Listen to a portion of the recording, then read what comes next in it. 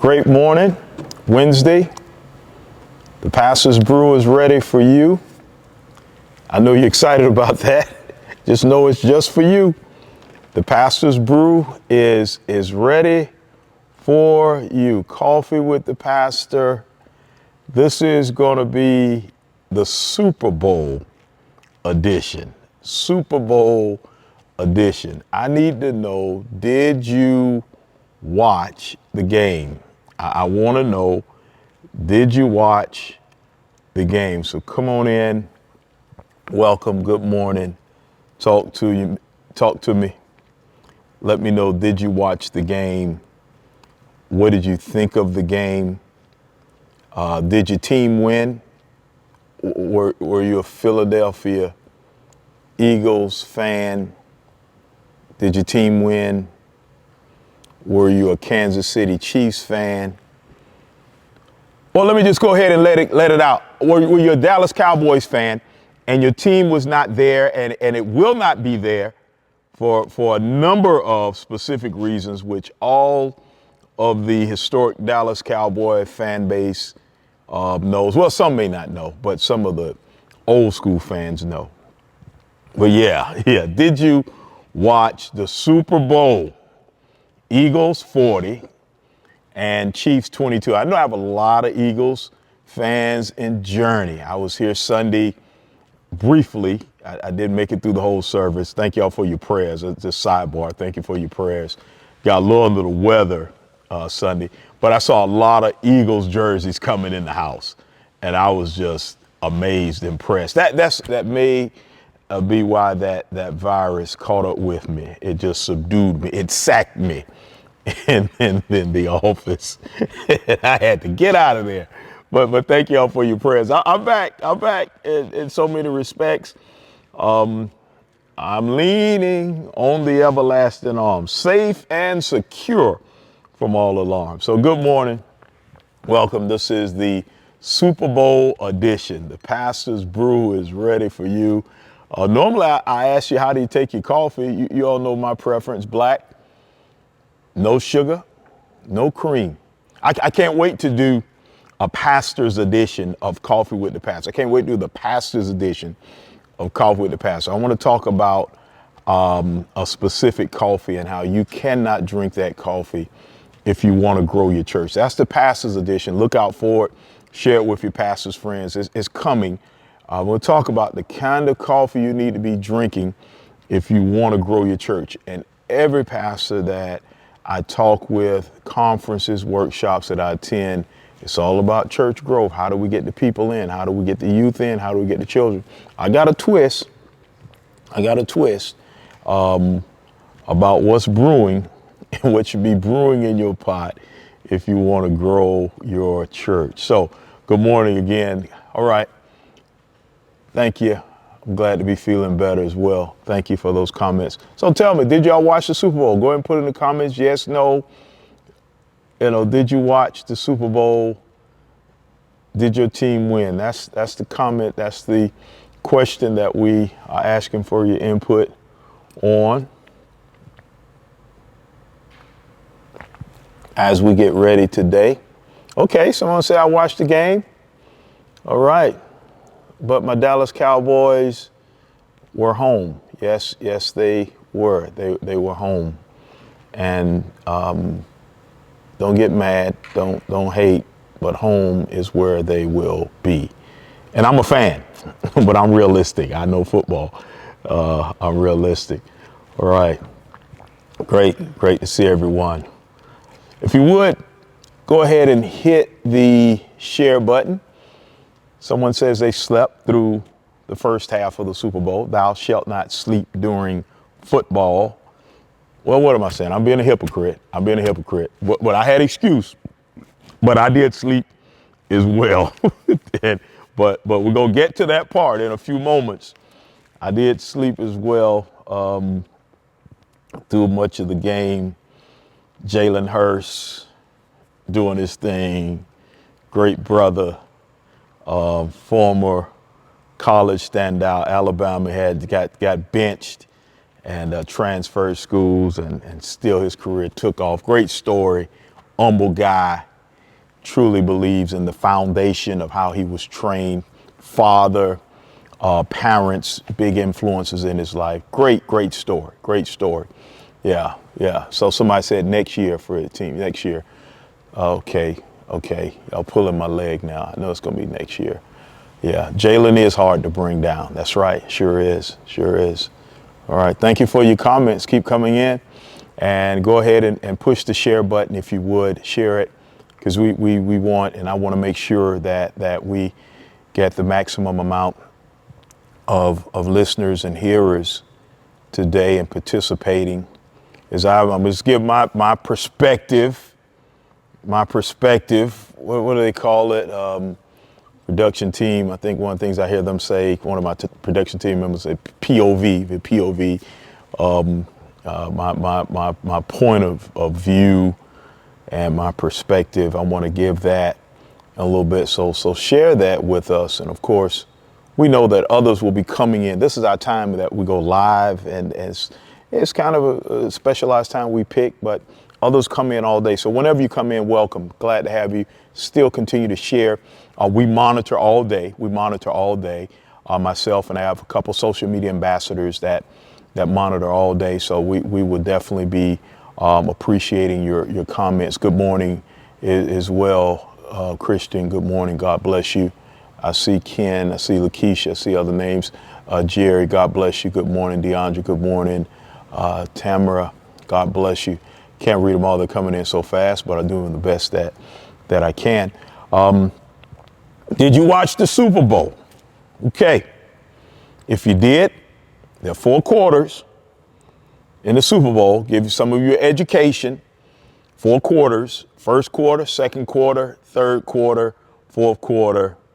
The Chiefs really didn't get into it until the fourth quarter. But you got 4 quarters in the Super Bowl. But what was significant about the Super Bowl, and the reason why I watch every year, I don't know about you, I love the commercials. Hey, it is what it is. I'm always looking out for the Budweiser commercial. That's been my favorite one down through the years. The first time I saw it with those big Clydesdale horses, it captured my attention. That may have been 20 odd years ago. Specifically when they started doing that exactly, but I love it. So I watch it for the commercials, and then I watch it for the halftime show. Yeah. And this year, halftime show did not disappoint. Kendrick Lamar, famous rapper, great rapper. A lot of the young folk know him. Older persons as well. Yeah, he's known throughout the industry. Kendrick Lamar, Samuel Jackson, he's in my top 3, always will be. He's true to the cause, faithful. Samuel Jackson, Serena Williams, all of his dancers, fantastic dancers. I think I saw like all male crew dancers, and then he had SZA there as well. Now, some of you may not know and may not think that I know who SZA is, and I'm not saying SZA's SCISSORS. I think that's how you spell it. SZA's like the scissors you cut. So no. SZA, SZA. I believe that's how she spells it. Rapper. Kendrick Lamar put it down. They not like us. Now, I would get up and do the dance that he was doing, because it's kind of popping. It's kind of hip. But I can do the little front part. I can get that part, but I can't get my legs to go with my arms simultaneously. But I know who can. I married a woman, Olisa Ashford. Yeah, so I can do it in the chair, but she could, and I have some other members could do it. I don't know why y'all could do it so well. It talks about some of the things that you knew before you knew Christ. No, hey, it's all in great fun, but I really liked it. If you watch the Super Bowl, it was about, to me this year, it was about the halftime show. It was about the imagery, the symbolism, the inspiration and liberation. Of course, we're familiar with that the whole theme song, and with Kendrick Lamar and another rapper, I believe it's stuff going and has been, and kind of birthed itself and been brewing out of that. That notwithstanding, yeah, Latanya, Barbie, I see, yeah, I got the dance, yeah, I get it, yeah. I may work on it. It's gonna take me about 6 months. Yeah, he had a message for the community. It started whenever I see Sam Jackson, I know it's going to be some prophetic truth coming out. I know it's going to be some straight no chaser that is going to be espoused and it's going to be shared. And when I saw him representing Uncle Sam and that message of what Uncle Sam means and in America, the whole tradition of that, and how we stand sometimes in not in solidarity but have to stand in protest, knowing that there may be many around us that don't hold the same values, hold the same morals, or even hold the same interests for persons of color, for diversity. And the song They Not Like Us embodied that. It drew me in because I've heard that my entire life. I heard someone say about the role of a father. A father teaches you, a part of a father's role is to help teach his sons, his children, how to navigate this world, not get sucked in. I always stand on my father's word. He's my father in the ministry and part of my daddy's sermon to me. And I take nothing, let anyone take anything away from that. His whole role and goal for me and my sisters growing up was to teach us how to navigate a world that was not like us and did not like us in many regards.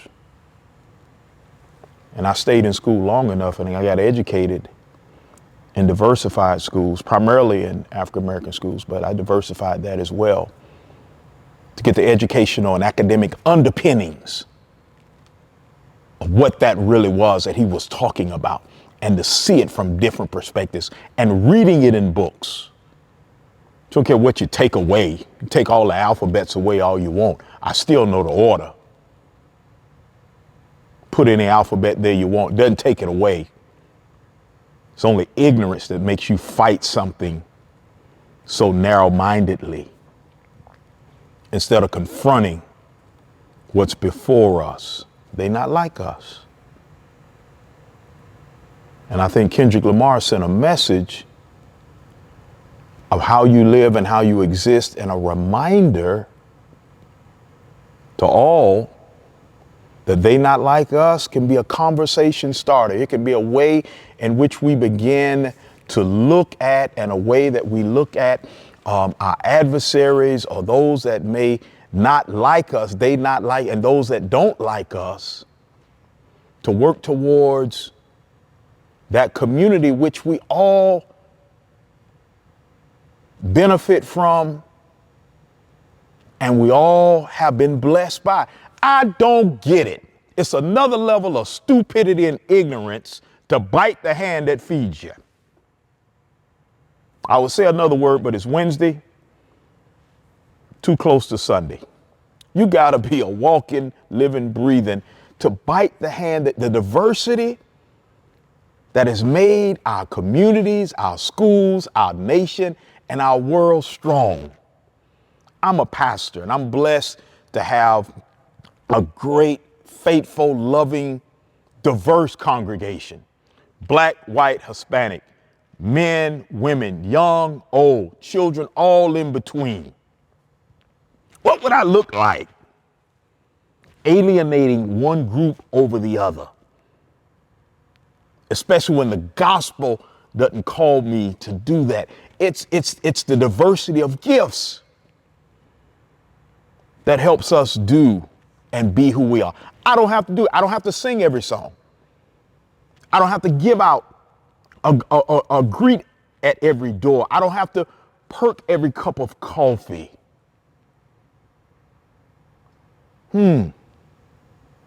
What would your life look like if everybody was just like you? It would be limited. It would be impotent, meaning producing nothing. Couldn't bust a grape.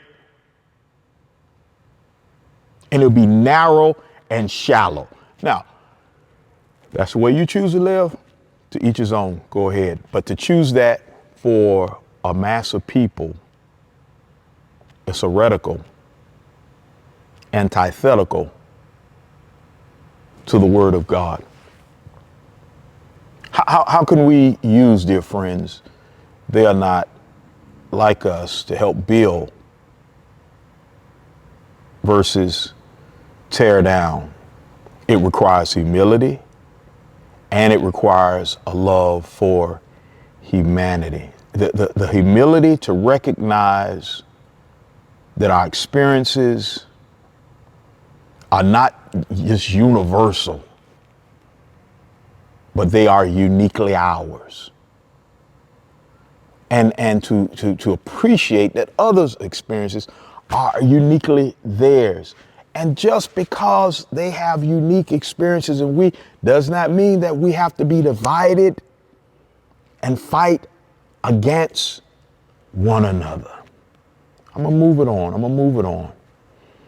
But it also gives us the courage to embrace vulnerability, to literally say, and here again, put on my therapeutic counseling hat,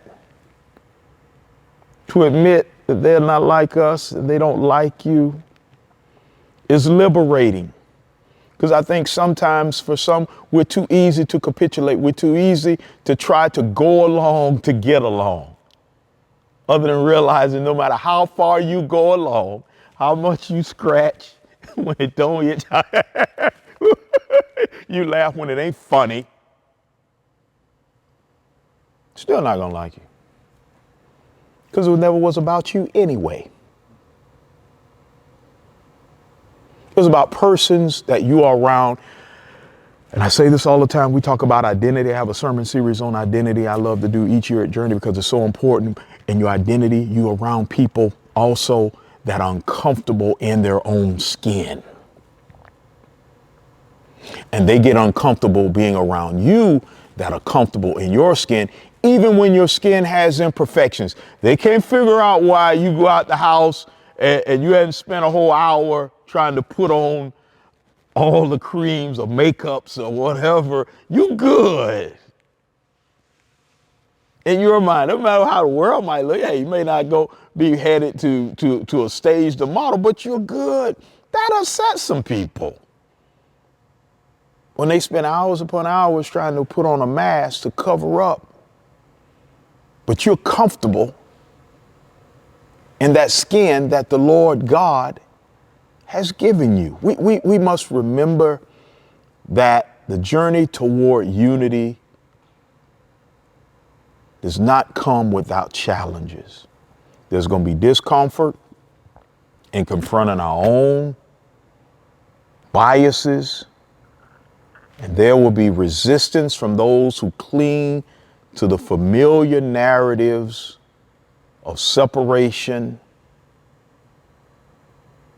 dissonance, hatred, and bigotry. It's going to be resistance. But our goal going forward, and I believe just as God said in Daniel chapter 1 with Daniel, Shadrach, Meshach, and Abednego, brother who refused to give in and eat the king's royal rations, brothers who refused to dance whenever the music was played, the harp, the lyre, and all of the royal palace music. They refused to bow down and worship. They said emphatically that the God we serve, even if he does not come and deliver us, we still not going to give in. They left a legacy of resistance, a legacy of loyalty. So I leave you today asking, what will your legacy be? What are you going to leave behind? What are you standing on today that you will leave behind that will stand the test of time? Everything that I've said today, and I've referenced persons who left a legacy